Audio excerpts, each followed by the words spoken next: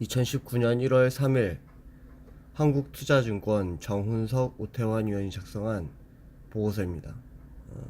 시장 상황에 대한 보고서입니다. 승자와 패자의 역전 현상에 주목할 시점.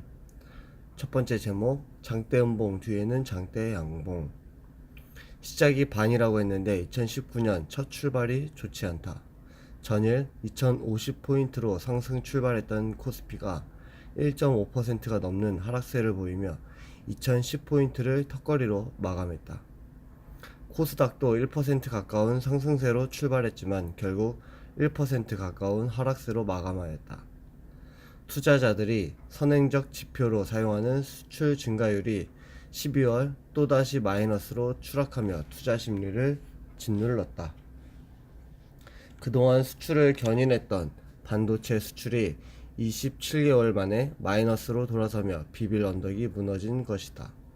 또한 코트라가 조사해 전일 발표한 1분기 수출 선행지수는 전분기 대비 5.5포인트 하락한 52.1로 2년 내 최저치를 경신함에 따라 수출 부진 우려가 심화되는 양상이다.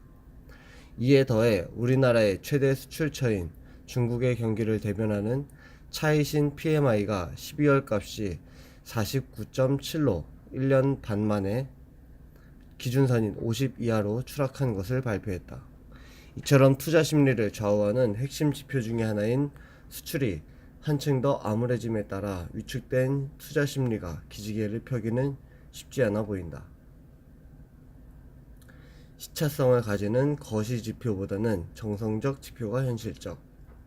하지만 수출 등 각종 거시 지표들은 시차성 등으로 인해 증시 바닥을 사후적으로 진단할 수는 있어도 사전적으로 예측할 수는 없다.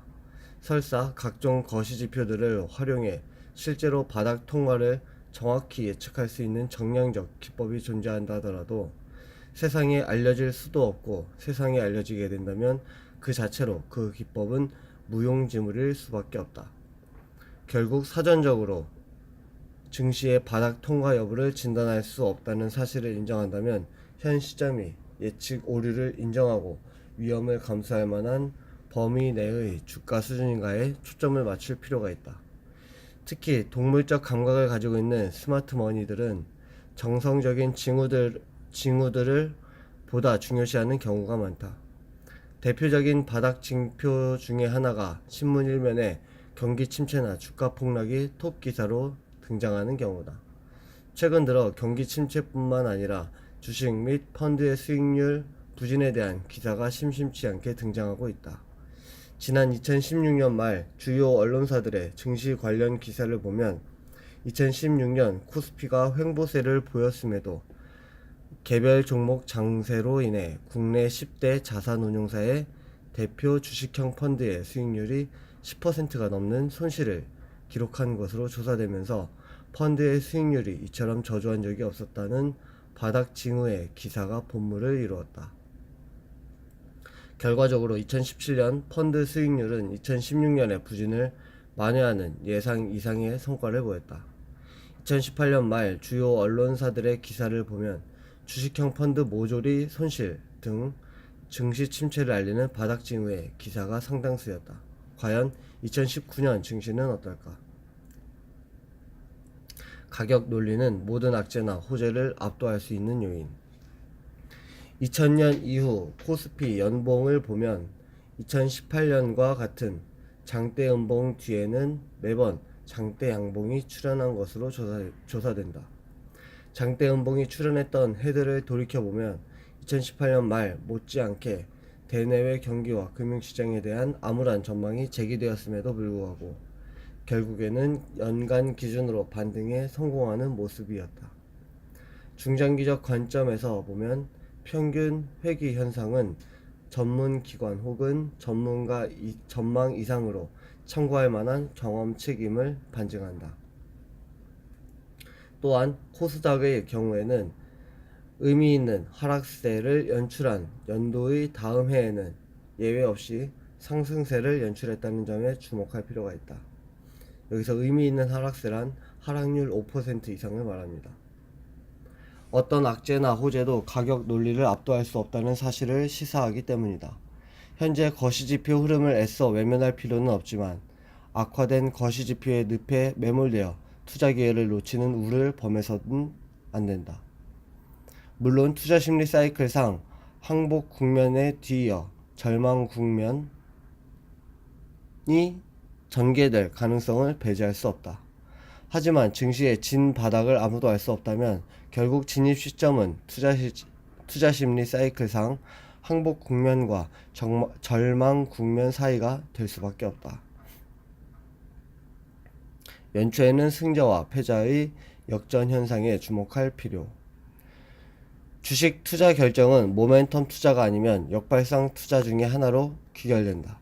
현재와 같은 바닥 찾기 국면 하에서는 모멘텀 투자에서보다는 역발상 투자라고 할 수 있는 승자와 패자의 역전 현상에 초점을 맞추는 것이 상대적으로 유리하다. 역발상 투자는 과거 높은 수익률을 올렸던 주식인 승자는 미래에는 낮은 수익률에 기록하는 주식의 패자가 될 가능성이 높은 반면에 과거에 낮은 수익률을 보였던 주식, 즉 패자는 미래에는 높은 수익률을 시현하는 종목인 승자가 될 가능성이 크다는 평균 회귀 현상에 기초하고 있다.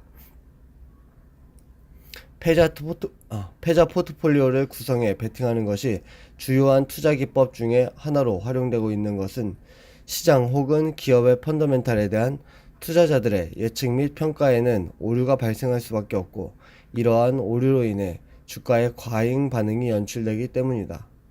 과잉 반응으로 일정 기간 혹은 일정 폭 이상 주가가 하락한 이후에는 결국에는 평균 회귀 과정이 연출될 수밖에 없다. 이와 관련한 실증 분석 결과들에서도 특정 기간의 투자 성과에 근거해 승자와 패자에 정의할 경우 그 후 일정 기간 동안에는 승자와 패자 간의 역전 현상이 일어나는 것으로 조사되고 있다.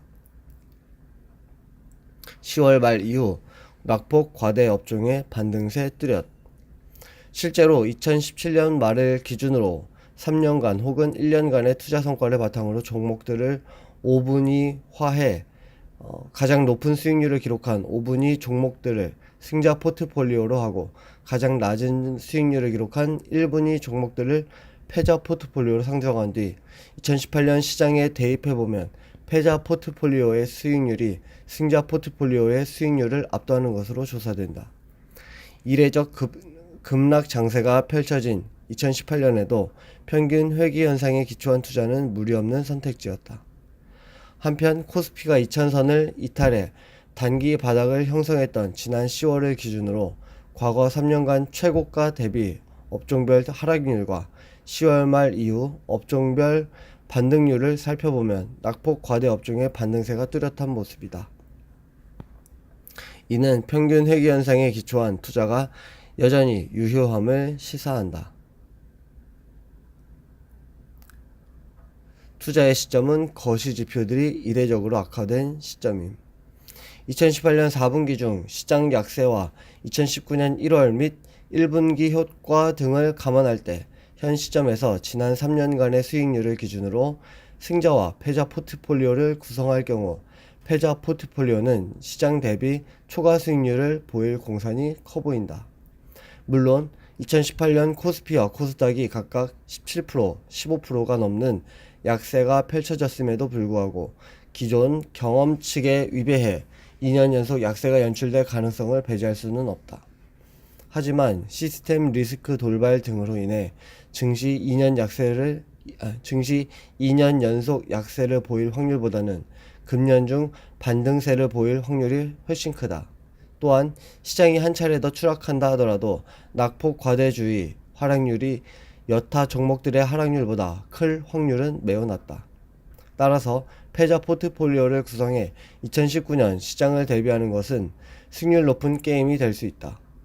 이에 더해 투자의 시작점은 거시 지표들이 이례적으로 악화된 시점이었다는 사실을 반추해 볼 필요가 있겠다. 패자 포트폴리오를 구성해 투자할 필요. 특히 우리 증시에서 무시할 수 없는 일의 효과인 1월 및 1분기 중 중소형주들의 상대적 강세 현상을 감안할 때 지난 3년간 고점 대비 낙폭이 큰 중소형주들의 관심이 유효한 시점이다.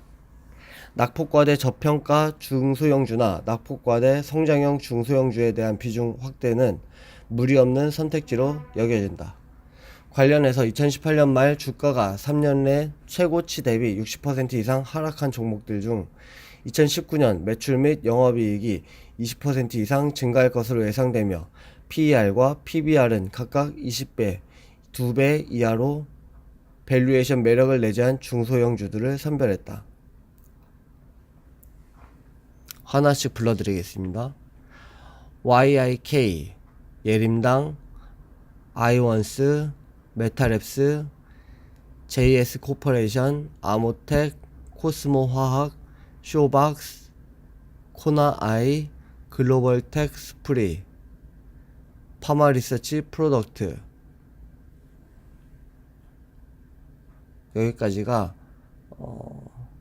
낙폭 과대주 중 2019년 매출 및 영업이익 증가율이 20%일 것이라고 예상되는 중소형주들입니다. 여기까지 2019년 1월 3일 한국투자증권에서 발표한 시장 상황에 대한 분석 보고서였습니다. 정훈석, 오태원 위원이 작성한 보고서입니다.